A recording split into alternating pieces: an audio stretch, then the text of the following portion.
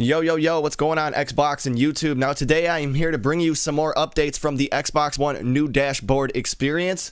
Now right off the bat, we have a brand new way to double tap to sign in. As you can see on the top left of the screen, we simply double tap the home Xbox button and you select your profile, select sign in.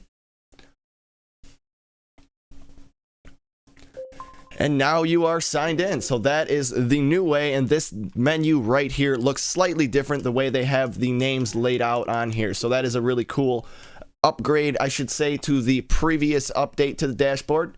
Now if we move down to here, we also have up in here, we've got our favorites back, which is really nice, finally. So they at least have been listening to our feedback and gave us our favorites, so we can select those favorites and see who our favorites are and when they are online.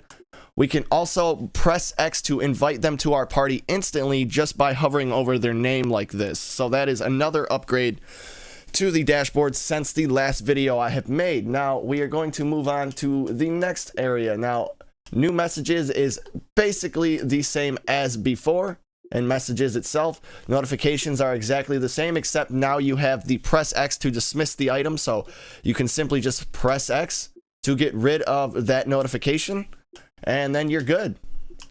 Now we go down to the settings, which are all basically the same except for a few, which I will show you guys through a different way and a faster way to get to these settings. Now with the Snapped app, remember how it used to be on the left side? Well, now it is on the right side once again. For some reason, I guess it did not work out on the left side of the screen. I was actually starting to really like the achievements being on the left side, but apparently they didn't like them, or a lot of people were complaining. So we are now back to the snapped item being on the right side of the screen. Personally, it's not really that big of a deal, but to some people it may be. So there is that. And now if you want to unsnap, you simply just collect or back out to the home screen here and click unsnap. Now, the new settings I am talking to you guys about today are going to be the coolest ones that everybody has been waiting for. Now, you can, for one, go through this section here and you can use magnifier. Now, we see button mapping in there. That is the one that everyone has been waiting for, but we will go to that in just a second. Now, simply by holding down your white Xbox button, you can turn off your console, turn your controller off, and this whole menu is brand new. You can also report a problem, and you can turn on magnifier, which you guys can see. If you, for some reason, need your screen to be magnified, there you go. You're able to magnify and look at something in a little bit more detail. So that's definitely a cool thing. It might be a little bit useful for people that have handicaps and that kind of thing. But they also have, if we hold down the same button, they also have narrator mode, which I'm sure you guys have heard before in a couple of my videos, but this narrator mode is much more updated, and I'm just going to be quiet for a few minutes and you guys can check this out. Starting narrator. 1 guide, recently played section button. Live TV watch now button. TV listings see what's on button. App channels find video from streaming apps button. YouTube, recently played section button.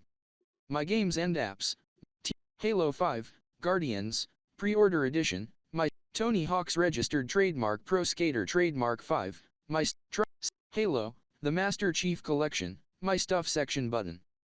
South Park, My Stuff section button. So as you guys can see, narrator mode is very useful. Close, turn, report a problem button.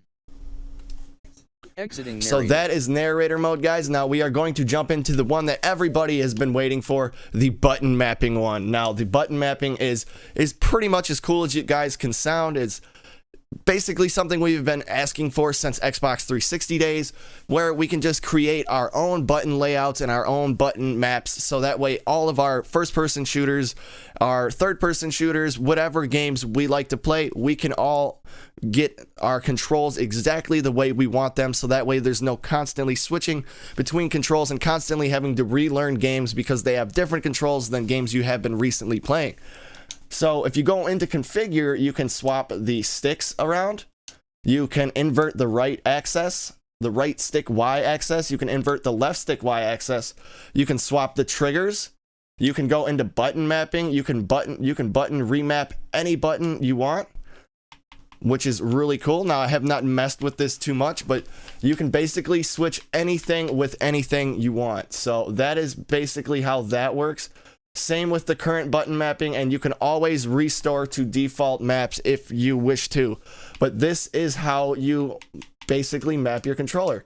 If you want to put left bumper instead of A, then you do that.